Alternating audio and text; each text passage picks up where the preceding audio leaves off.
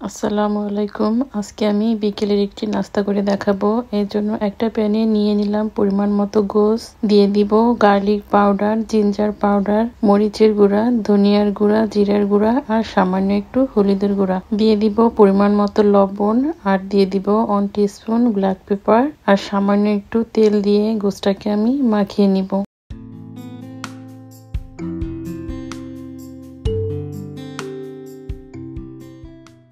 গোশটাকে মাখিয়ে নেওয়া হয়ে গেছে। এখন দিয়ে দিব পরিমাণ মতো পানি। গোশটাকে আমি সিদ্ধ করে নিব। সিদ্ধ হওয়া গোশটাকে আমি শ্রেড করে নিয়েছি। এর সাথে অ্যাড করব ম্যাশ করা আলু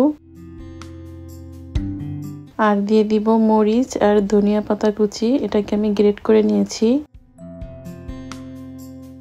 এখন দিয়ে দিব সয়া সস 1 টেবিল চামচ। এখন এগুলোকে আমি ভালো মতো মিশিয়ে নিব। এখন এখান থেকে আমি বল আকারে শেপ দিয়ে নিব।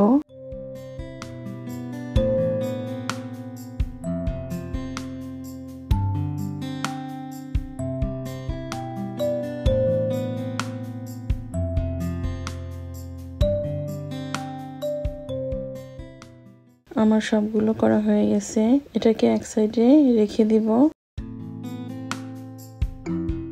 এখন আমি পাউরুটি নিয়ে নিলাম। এভাবে গোল একটা কাটার দিয়ে আমি পাউরুটি কেটে নিব।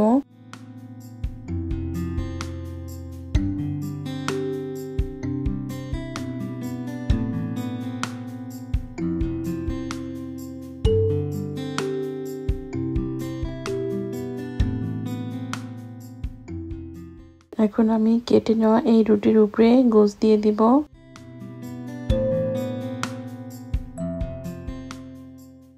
এবং উপরে আর একটা রুটি দিয়ে দিব। হালকা একটু প্রেস করতে হবে। আমি আরেকটি করে দেখাচ্ছি। সেম ভাবে আমি সবগুলো করব। আমার সবগুলো করা হয়ে গেছে।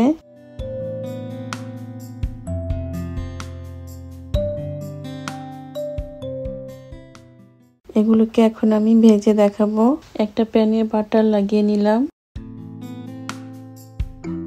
এখন আমি দিয়ে দিব রুটি। আপনারা চেষ্টা করবেন বাটার বা ঘি দিয়ে রুটিটা ভাজতে, তাহলে অনেক বেশি মজা হবে।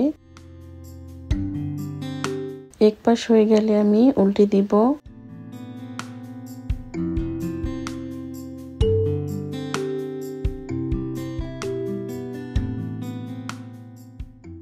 এভাবে লালচে করে ভেজে নিতে হবে। এখন আমি প্যানে আর একটু বাটার লাগিয়ে নিলাম।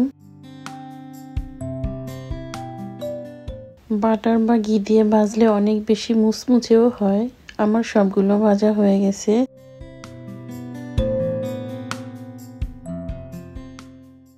আজকে এ পর্যন্তই। ফিরে আসবো আবার নতুন কোনো রেসিপি নিয়ে ইনশাল্লাহ।